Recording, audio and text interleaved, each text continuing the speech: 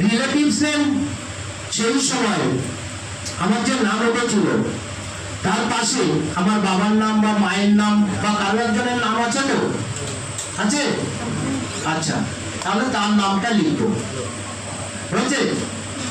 আচ্ছা, এইবার আমি কি বলেছিলাম, উপরের সঙ্গে নিচের লিঙ্ক করানো আমার কাজ। তাহলে আমি কার সঙ্গে উপরে কার ডিটেলস দিয়েছিলাম, আমার নিজের ডিটেলস, তাই তো? নিচে কার ডিটেলস দিলাম, আমার ডিটেলস। তাহলে আমার সঙ্গে আমার কার, আমার রিলেশনটা কি, আমি সেল। তাহলে রিলেশনশিপে লিখবো কি, সেল।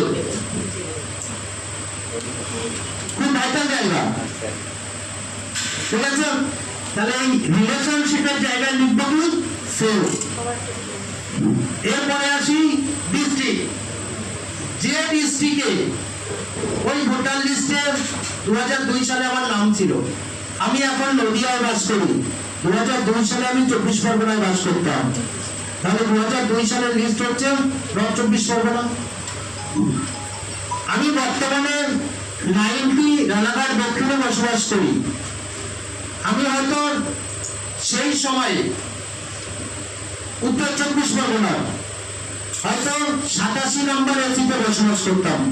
87 না, ওখানে আরো বেশি হবে, 98, 99 এরকম কিছু একটা হবে। তো সেক্ষেত্রে আমি এসি নাম্বার, এসি নেম, যে এসি নেম ছিল সেই এসি নেমটা লিখবো 2002 সালে। এসি নাম্বার, সেই এসি নাম্বার লিখবো, পার্ট নাম্বার লিখবো, সিরিয়াল নাম্বার লিখবো, ঠিক আছে? যদি আপনার এপিক নাম্বার, ওই যে আপনি ওপরে অভিজিৎটা যেমন বললো আমার নিজের এপিক জেনারেট হয়নি, এপিক না থাকলেও সিস্টেম এমন ভাবে নেবে আপনার ওই পার্ট নাম্বার আর সিরিয়াল নাম্বারের সঙ্গে ওই উপরে সিস্টেম অটোমেটিক আপনাকে কানেক্ট করে দেবে, ঠিক আছে? অর্থাৎ এপিক নাম্বার যদি নাও থাকে ভূতে ভর করার কারণ নেই। এই অংশটুকু পরিষ্কার সবার? চেঞ্জ হলে কি চেঞ্জ হবে? 2002 এখন একটা আছে।